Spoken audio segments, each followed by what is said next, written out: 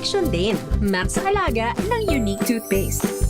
With Max Protect Formula. Helps stop cavities before they start. While keeping breath fresh. Try unique maximum fluoride protection. Para Max Alaga, Max Protektado. ACS. At mapalad po tayong pinaunlakan po ang ating imbitasyon ng ating ophthalmologist mula sa De Los Santos Medical Center. Walang iba kung hindi si Dr. Patrick Stephen Menjola. I-welcome po natin siya. Magandang gabi po sa inyo, Doc. Magandang gabi sa inyo. Magandang gabi rin po sa mga nakikinig sa atin at nakasubaybay sa tatlong cable channels, Sky Cable 129, Cable Link Channel 3, and Signal Channel 18. Maaari nyo rin po kaming sundan at ilike ang aming Facebook account na Luna sa DZRH at Radyo Natin FM. Ngayong gabi po, Doc, pag-usapan po natin yung tinatawag na kuliti o stay. Ito daw po ba ay sanhi ng pamboboso o paninilip? Okay. Ganito, no? Ang kuliti, para maintindihan nating mas maigi, isipin natin na ang ating mata, yung eyelids, no? Okay, gumagawa yan ng mantika. Okay, ito yung talukap, Doc. Okay, oo. Kasi ang mata, no, kailangan siya moist lagi. So, para ma-moisten, may mga glands gumagawang tubig, may mga gumagawang mantika. So, yung gumagawang mantika, nasa eyelids natin. Ngayon, yung glands na gumagawang mantika, no, pag yun ay namaga at na-impeksyon, yun yung tinatawag nating kuliti. So, wala siyang pinagkaiba sa pimple at saka sa pigsa, no? Parang pwede mong isipin na ganun din ang nangyayari sa eyelid. Only, imbes na pigsa, malaki, no, to a smaller degree. Oo, maliit na version lang siya. Yes. So, parang ganun na nangyayari sa eyelids, no? Yung gland na dapat gumagawa ng mantika, kuminsan nagbabara, o kaya naiirita, o kaya naman yung tao na may-ari ng lids na yon, medyo bumabagsak ang resistensya, sobrang puyat, wala sa kondisyon yung katawan, may bacterial flora na tinatawag, yun yung bacteria na nandun naman lagi. Hindi naman nawawala yun. Ngayon, pagka bumagsak ang resistensya, nakapasok siya dun sa gland at dumami, magiging infection na yun. Okay. So ngayon, pag na-infection, yun yung dahil infektado, no? Basta kahit anong parte ng katawan nagka-infection, yun ay mamumula, sasakit, Mangangate. kuminsan sa early part, mangangati nga, no? Kasi naiirita eh, so nangangati. Ngayon, ang masamang mangyari doon is kamutin mo palalo, lalong maiirita. So, yung nangyayaring infection na mild na yon, na may konting iritasyon, na mangangati, kinamot mo, lalala. So, yun na yung magiging kuliti. So, pag naging kuliti siya, masakit siya, namumula, mainit, no? At saka lumalaki. Ngayon, pagka nangyari yun na yung full-blown kuliti mo. So, pwede siyang maagap pa naman pala kapag Yes, hindi siya no? kinamot, hindi siya ginalaw. Oo, at saka kung alam mong medyo yung lifestyle mo, medyo sinasagad mo na yung katawan mo, bumabagsak na yung resistensya mo, no? Medyo ayusin mo na ng konti. Pwedeng makakatulong rin yung sapat na pahinga, yung pagpapalakas ng resistensya. Yes, precisely, oo. Kasi ang nangyayari nga is, ang katawan natin puro bacterial flora na tinatawag, no? Hindi naman tayo yung walang bacteria totally sa katawan. So, mayroong mga naninirahan sa katawan natin na normal bacteria. Kaso, normal siya dahil yung amount o yung numero niya mababa. Oo. Okay. Pilit yan, kumbaga parang isipin mo, may laban sa katawan natin lagi, no? So, pag nananaig yung katawan natin dahil malakas ang resistensya natin, hindi makadami yung mga bakterya na yon. Pero pagka nagsimula ka na magpuyat, tapos hindi ka kumakain ng tama, tapos meron ka pang mga ibang kondisyon sa katawan na nagpapabagsak ng resistensya, kung minsan mananaig yung bakterya, dadami siya dun sa kanyang dapat na numero lang. So, pag dumami na yon, mananaig na siya. Ayun na. So, pagka nasa eyelids yung problemang yon, yun nga, pwedeng kuliti ang mangyari doon. What if naman po, Doc, sobrang exposure sa gadget, cellphone, laptop, iPad, computer, makaka-apekto rin po ba ito, Doc? Well, sa mata, yes, pero sa kuliti, hindi. Okay. Oo. Pero Doc, nabanggit nyo kanina yung mantika or yung oil glands natin. Yes. So, sino yung mas prone sa kulite? Yung mga dry or yung oily faces or yung may oily and dry skin? Well, ang kwan naman, yung sinasabi mo kasing ganyang may pares, no? Is usually sa balat, so yung mga pimple, no? Yes. Ito naman is hindi naman sa overproduction or underproduction. Ang problema dito is na-infection siya. Oo. Oo. So yung infection, yun ang nagpapakuliti kasi mamamaga yung gland na yun sa infection. May question dito, Doc. Ang paggamit naman daw po ba ng make-up para sa aming mga kababaihan, Etong yung paglalagay ng eyeliner or kung ano-ano pa mang pauso, ng mga accessories sa ating mata or pilik mata, makakakos rin po ba ito ng kulite or ng sty? Okay. May contribution din yung mga ganyan, no? Kasi yung parang isipin mo yung gumagawa ng mantika, yung gland, no? Para siyang light bulb. Tapos nandun gumagawa yung mantika. Siyempre, kailangan lumabas yun papunta sa mata. Oo. Meron ngayong eye gland na nalalabasan, meron parang duct yun, nalalabasan, parang tubo nakakabit dun sa eye gland, tapos palabas papunta sa mata. Okay, yung mga tubo na yon nasa dulo ng eyelid, no? Yung labasan ng mga tubo na yon. So pag naglagay ka ng mga eyeliner, mga eye makeup, magbabara ngayon yung pinakalabasan na yan. Pag hindi natanggal yung bara na yon, mamumuo ngayon yung ginagawa nung gland na mantika, hindi makalabas Ayun, magiging prone na naman sa infection yon. So, ang hindi pag-alis ng makeup sa gabi, yung bigla ka nalang makakatulog dahil sa sobrang pagod, Doc, eto rin po ba ay makakapag-cause? Maaari nga, contribution lang, no? Kasi as a rule, may body resistance nga, hindi mananaig yung bacteria. Pero pag nagsama-sama yung mga kondisyon para mag-proliferate yung bacteria dun sa naiiritang gland, ayun, kuliti siya. At sabi nila, Doc, makakatulong daw pong ma-prevent yung kuliti kapag binunot mo yung isang pilik mata mo. Okay, may mga kondisyon na maaari yun, no? Pero hindi ko ina-advise na gawin yun.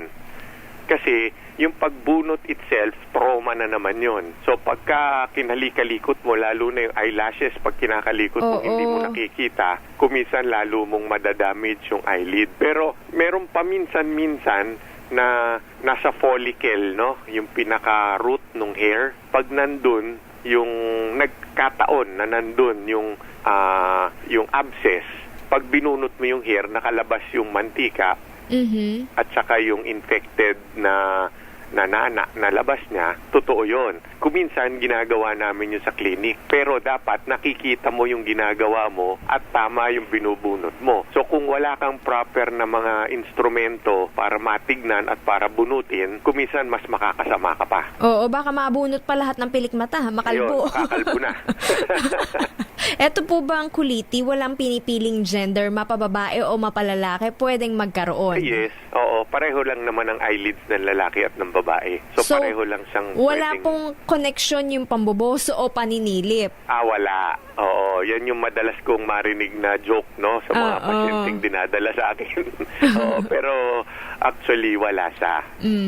Pero sa edad, Doc, meron po bang mas prone na arise ng kuliti sa mga bata or sa mga matatanda o di naman kaya sa mga nasa working moms and dads? Well, usually naman wala, no? Like I said, nasa konstitusyon ng katawan ng tao Merong mga taong nananaig talaga yung bakterya, no? Merong taong bagsak ang resistensya, merong isang tao makamot lagi sa mata niya, merong taong gaya sabi mo kanina naglalagay ng makeup, medyo napapakapal, tapos hindi nililinis. So yung mga conditions lang na favorable para sa mangyari ito, kuminsan yung isang kondisyon lang, hindi pa rin mananaig yan Pero pag nagsabay-sabay na, pinagtulungan mo na, ayun, kuminsan lalaki na yung kuliti mo. Paano natin ma-describe yung nararamdaman ng taong may kuliti, Doc? Well, Yun na nga, no? Sa gaya na sabi natin kanina, pagka nagsisimula ang impeksyon, naiirita, kuminsan may kati silang nararamdaman sa simula. Unfortunately, siyempre dahil makate, sisimulan mo ng kamutin. Yes. Okay, yung pagkakamot na yon is traumatic, no? Kung iisipin mo yung nipis ng eyelid, parang papel yan eh. Oo, ganun lang Sabay kanipis. kakamutin mo ng napakalakas, no?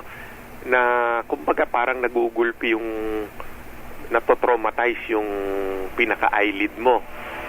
So lalala tuloy yung nangyayaring iritasyon, lalala na yung infection, no?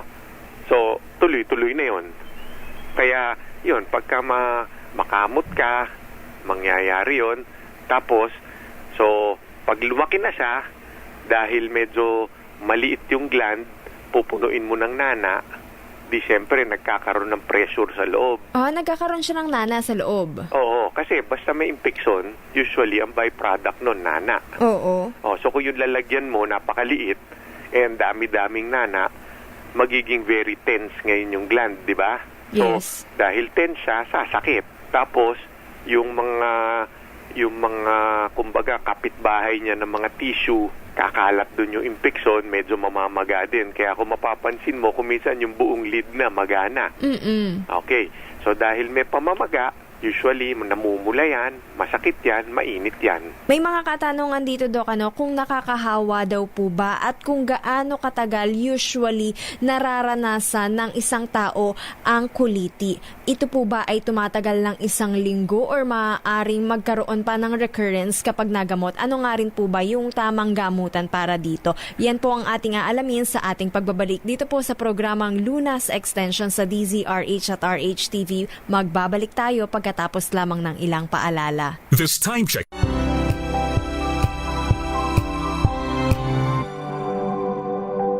Wow, ang saya. Isang barangay na labada, puro mancha pa. Goodbye, pahinga. Mommy, isang laba lang yan sa Pride Bar Blue.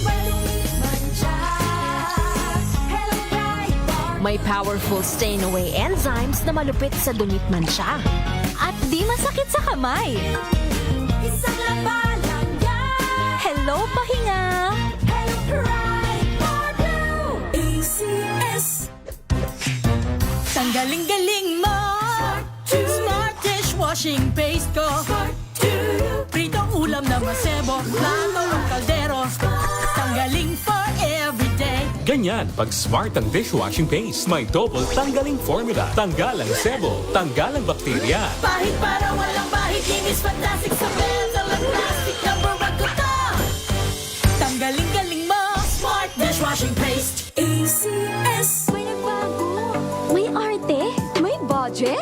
Akala nyo lang yon. So solid White Rose Papaya Wow White Rose White Rose Papaya Wow White Rose White Rose Papaya May glow up with a White Rose Papaya White Rose Papaya. May puti power times 2 kasi may papaya at niacinamide. May shea butter and tea tree oil pa. Kutis sulit ang glow May up. glow up with a White Rose Papaya White Rose Papaya. Kutis sulit ang glow up. ACS Galalala Fecon Galalala Fecon Ang bango ng sampayan Tara na magsayawan Calefabcon, amoy nakaka-joyful.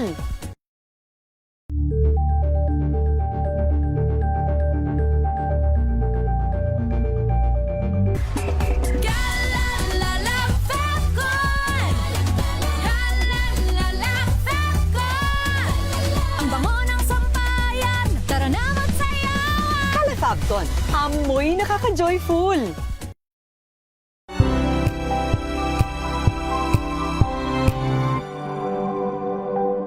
Hello, Washi! Laundry day na naman! Yay! Anong meron? Mancha ng chocolate, putik, may libag pa! Kaya natin yan!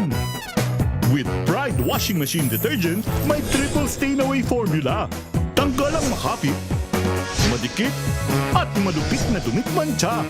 Kaya easy-easy ang labada. Mula noon hanggang ngayon! All you need is pride! All you need is pride!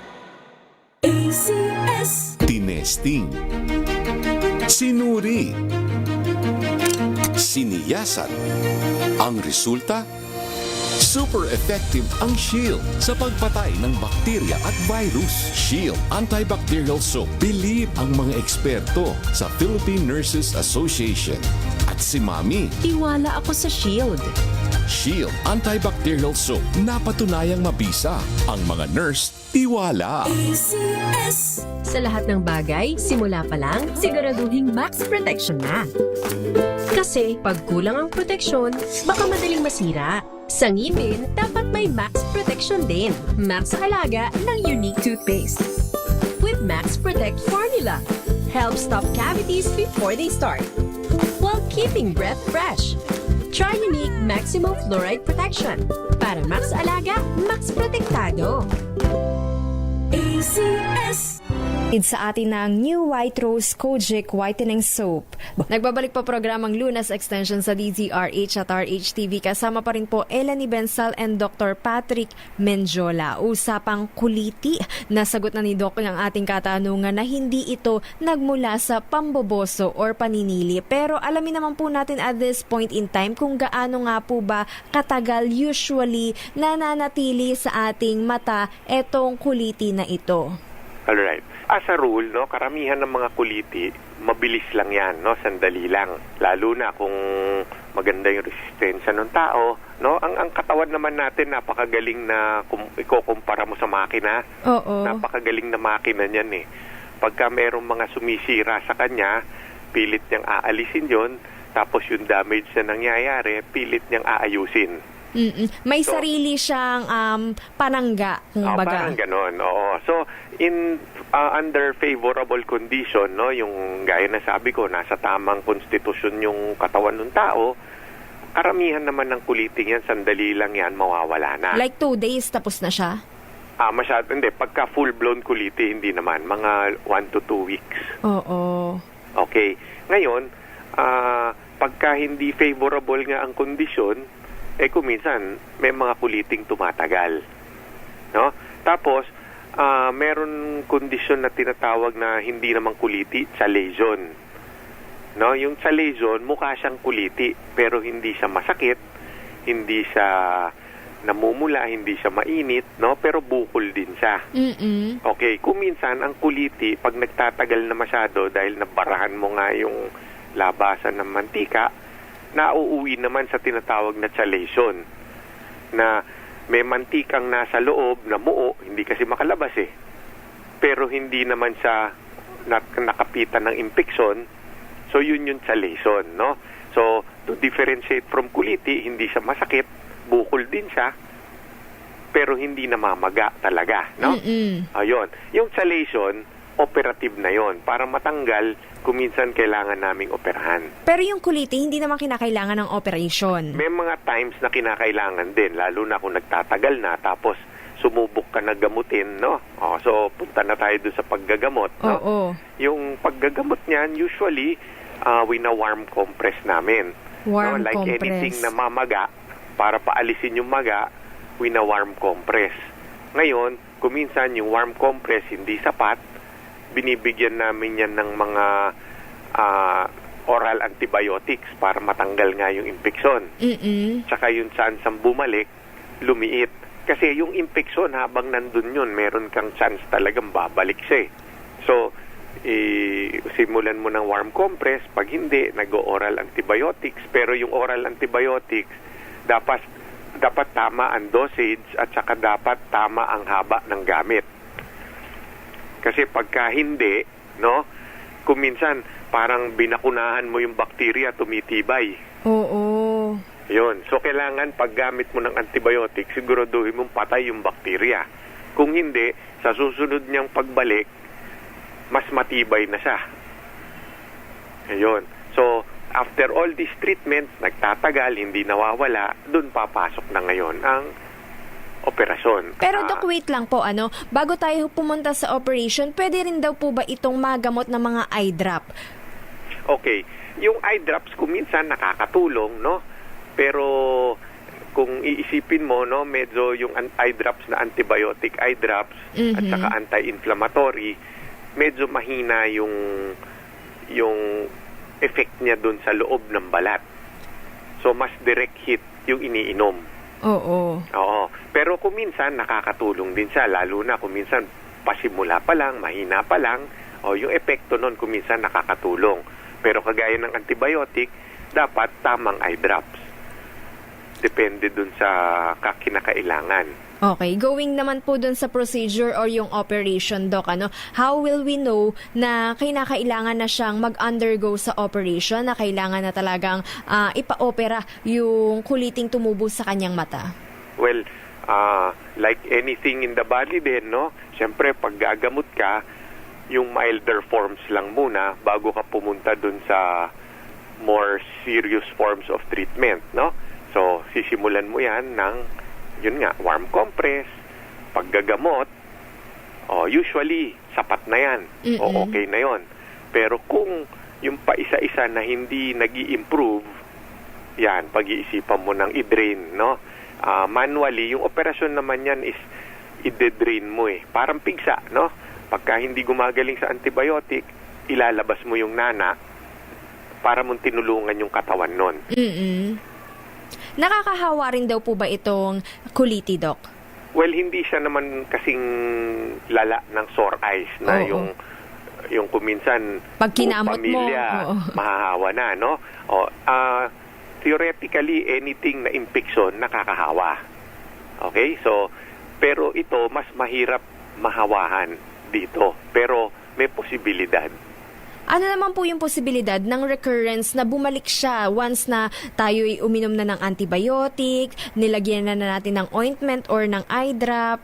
Well, if you treat it properly, no, yung tamang yung treatment mo, tama sa dosage, tama sa haba nung pagbigay mo, usually yan, maliit yung chance na nababalik, mas maliit, no? Pero kung kulang yung pagkakagamot mo, ayan na naman yan, nandyan na naman yung matapang na mga bakterya na yan, pag bumagsak ang resistensya mo, mas malamang nga, babalik na naman siya. Siguro, additional tips na lamang po, Doc, para nga po ma-prevent yung ating tinatawag na kuliti. Well, so magpupunta tayo nga doon sa mga causes niyan, no? So, ang pinaka-importante siguro is kung lalagyan mo ng makeup yung mata mo, babae ka, linisin mo. Tapos, number 2, pagka nagsisimulang makate, wag mong kakamutin.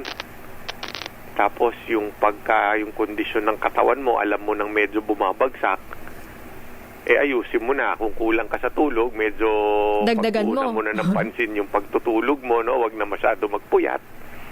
Tapos kung yung may mga sakit kang nakakabagsak na resistensya, gamutin na, paggamot mo na. At yung paghihilamos daw po ba, Doc, makakatulong rin po para ma-prevent ito, yung everyday, or minsan nga, di ba, kahit nasa opisina tayo or nasa eskwela, kapag break time, naghihilamos rin tayo, hinuhugasan natin yung mukha natin, makakatulong to, Doc? Well, sa tingin ko, ang hygiene, no? Basta hygienic na tao ka, wala namang masamang mangyayari sa'yo, no? So, okay yon. Kaso, ang problema, yung pinaka-dirt na nandun sa eyelashes, I doubt kung talagang inaabutan mo yon pagka naghihilamos ka. Pero makakatulong din in the sense na kung talagang sobra ka ng dumi, talagang mag-spill over yon dun sa areang aabutin yung mga glands. Okay, maraming salamat po sa inyo, Dr. Patrick Menjola, sa 30 minutes na talakayan tungkol nga po sa tinatawag nating kuliti or sty. At huwag po nating kakalimutan na panatilihin po nating malakas ang ating resistensya at magkaroon ng proper and good hygiene. Maraming salamat po, Doc. Maraming salamat din sa inyo. By the way, para po sa mga gustong magpakonsulta sa ating ophthalmologist na si Dr. Patrick Stephen Menjola, siya po ay matatagpuan sa room 606-608 sa 201 E. Rodriguez Sr. Avenue, Quezon City. At ang trackline number po ng De Los Santos Medical Center ay 89DLSMC 8935762, local extension 8606 or 8608. Hanapin Hanapin lamang po Dr. Patrick Stephen Menjola ng De Los Santos Medical Center. At yan po ang naging kabuuan ng ating talakayan ngayong gabing ito. Naway may napulot po kayong konting tips and information para nga po mapangalagaan ang ating mata at maiwasan ang pagkakaroon ng kuliti. Para nga rin po pala sa ating mga tagapakinig, maaari nyo pa rin pong ilike ang aming Facebook account na Luna sa DZRH at Radyo Natin FM. Inyo pong nakasama, Ellen Ibensal bumabati sa inyo ng magandang gabi. Mga kalunas, hanggang bukas dito sa Lunas Extension.